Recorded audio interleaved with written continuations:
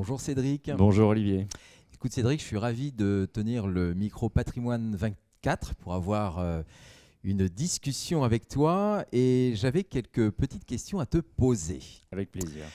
Alors Cédric, on te connaît sur le marché, tu coprésides à la destinée d'une structure qui s'appelle Cara Capital avec ton épouse, Tout à fait. impulsée par votre dynamique déjà personnelle, d'équipe, impulsée par un fonds d'investissement qui est rentré à votre capital, ParkWest. Tu pourras peut-être nous en dire quelque chose. Comment aujourd'hui tu positionnes Cara Capital dans l'environnement et le marché du conseil en gestion de patrimoine, sachant que ce que je peux dire en guise de témoignage, c'est que vous avez d'ores et déjà fait entrer Cara Capital dans le cercle relativement restreint des gros acteurs qui animent de manière très dynamique ce marché. Écoute, merci pour cette introduction. Cara Capital, aujourd'hui, pour donner quelques éléments chiffrés, c'est 35 collaborateurs, des bureaux à Paris, à Bruxelles, à Luxembourg, à peu près 1,5 milliard d'euros d'actifs gérés.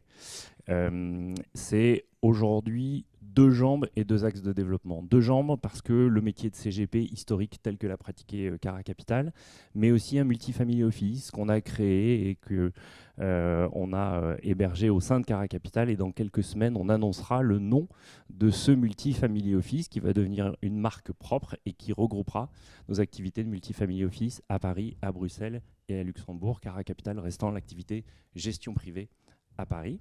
Et puis 2 axes de développement. La croissance organique, toujours très forte chez nous. Le bouche à oreille est extraordinaire grâce à la qualité du travail de nos équipes. Et puis la croissance externe, avec, tu l'as souligné, l'entrée d'un fonds d'investissement à notre capital il y a 2 ans maintenant, qui nous permet d'être en capacité d'être un des consolidateurs du marché et de réaliser des acquisitions, mais des acquisitions très ciblées. On a un ADN très fort, avant tout du conseil auprès des entrepreneurs. Donc on cherche à ce que nous rejoignent des activités qui sont orientées vers les entrepreneurs et avec l'ADN conseil. Donc j'entends, ta feuille de route, c'est à la fois de la croissance organique et de la croissance externe. Oui, on tient beaucoup au fait d'avoir ces 2 axes de développement. C'est très précieux pour nous. Et on tient aussi beaucoup au fait d'avoir ces 2 jambes, d'être capable d'accompagner tout profil de clientèle. Le multifamily office, évidemment, s'adresse à des clientèles de patrimoine plus élevées, mais la gestion privée, parce qu'avoir un patrimoine, quelle que soit sa taille, il faut en prendre soin. Alors là, j'avais une autre question, peut-être un peu plus personnelle. Aujourd'hui, comment tu arrives à concilier, et d'ailleurs le fais-tu, ton métier de CGP, de conseil en gestion de patrimoine, et celui de chef d'entreprise? Parce qu'avec cette feuille de route et tous ces projets, j'imagine que cela prend pas mal de temps. Évidemment, il n'est pas possible aujourd'hui d'avoir le suivi des clients que j'avais il y a 10 ans et de développer et de manager une équipe de 35 personnes, même si je ne suis pas le manager principal de chacun, bien évidemment. Donc, dans notre coprésidence avec Sandrine, on a chacun nos rôles. Sandrine, effectivement, est plutôt directrice générale de l'entreprise. Et pour ma part, je suis plutôt orienté vers le développement du multifamily office, mais j'accompagne encore une dizaine de clients et je tiens à continuer à être proche de ce qui se passe auprès des clients, puisque c'est le meilleur moyen d'avoir une vision globale sur ce qu'on doit faire. Oui, donc tu restes effectivement au contact des clients et de l'exercice du métier de conseil. Exactement. Pour mieux prendre les décisions qui vont de pair avec la vie de ton entreprise. Tout à fait. Alors, tout à l'heure, tu as parlé d'un projet, le Family Office. Tu vas bientôt donner un nouveau nom, c'est ça? Une prochaine interview.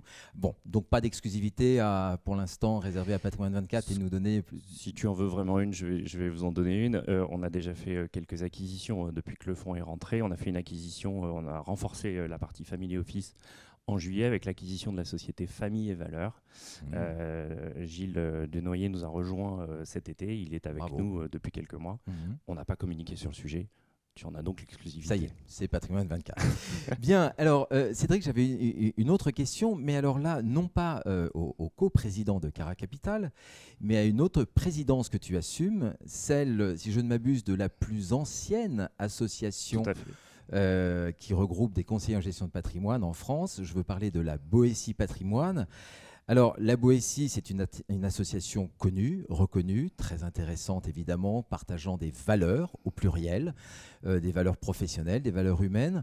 Aujourd'hui, où en est la Boétie? Et là, un peu même question. Quelle est la feuille de route de cette association dans le paysage justement très animé? La Boétie Patrimoine a 32 ans, donc évidemment les réunions d'aujourd'hui ne ressemblent pas à ce qu'elles devaient être il y a 32 ans, et je ne les ai pas connues bien évidemment. Aujourd'hui la Boétie Patrimoine, c'est 21 cabinets, 3 recrutements cette année, Aramis Finance, Bédurand Capital Partners, c'est ça, Ouais. et Erest nous ont rejoints cette année, nous sommes 21, le numerus clausus c'est 25, donc voilà, il y a de l'espace pour recruter des cabinets qui voudraient nous rejoindre et qui partagent l'ADN de la Boétie Patrimoine, une vraie logique de partage. On partage tout. Ce qui se dit à la Boétie Patrimoine reste à la Boétie Patrimoine. Ça, c'est très important en termes de confidentialité. Mais c'est vrai qu'on a tourné l'association, elle a pris un virage en même temps que la profession, en fait, où on n'est plus seulement dans le day-to-day opérationnel, on le fait toujours, mais on se projette aussi. C'est-à-dire qu'on parle de management, on a fait des ateliers sur l'onboarding des collaborateurs, la fidélisation des collaborateurs, comment pricer les nouveaux services à rendre aux clients et plus seulement la distribution de l'épargne. Bref, plein de choses. La Boétie Patrimoine est vraiment un gros apport, je pense, pour les différents cabinets. Alors, vu de l'extérieur, je trouve que la Boétie est intéressante parce que le spectre des membres de la Boétie Patrimoine est très large. Je confirme. Ça va d'une très grosse structure, je ne sais pas si je peux la citer, au prénom de Patrick, à la tienne, en passant par celle de Franck, en passant par celle de Alicia ou de Pierre-Yves. Donc les profils sont très différents. Et comment ces différents profils cohabitent et finalement s'enrichissent?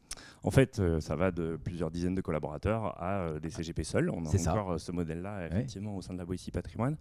On s'enrichit de l'expérience des uns, à la fois l'expérience des décennies passées pour les plus anciens, mais aussi de la volonté des plus jeunes de modifier le métier, de professionnaliser encore un peu plus le métier qui s'est déjà beaucoup professionnalisé, et de le remettre plus au goût du jour et lui faire prendre les virages qui sont nécessaires.